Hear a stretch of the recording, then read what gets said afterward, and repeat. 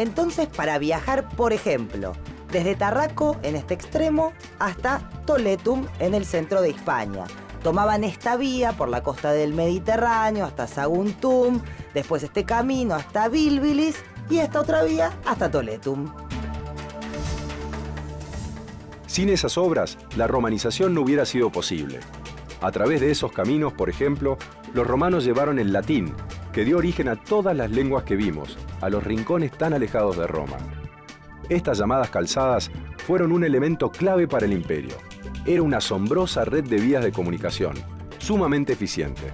Comenzaron a construirse desde la creación de Roma y cuando se extendían los dominios romanos, facilitaron el transporte de mercancías y el imparable avance de las legiones. Los romanos llegaron a disponer de 85.000 kilómetros de calzadas o vías que recorrían el imperio. ¿Y cómo empezó a construirse esta red en Hispania, por ejemplo? ¿Qué era lo más importante para los romanos? Cuando empezaron la conquista de la península.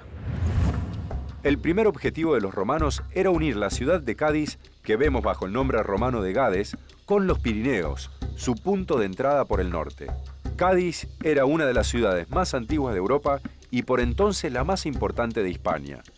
Las principales vías romanas fueron siguiendo los fértiles valles de los ríos Ebro, Duero, Tajo, Guadiana y Guadalquivir, y la ruta natural de la costa oriental. Sobre estos ríos, los romanos también construyeron puentes, como el de la ciudad de Córdoba, sobre el Guadalquivir, o el de Mérida, sobre el Guadiana, que aún se conservan.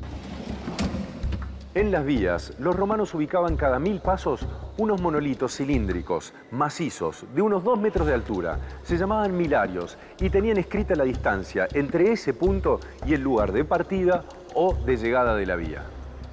Me gustaría saber cómo era la construcción de estas vías, cómo las hacían.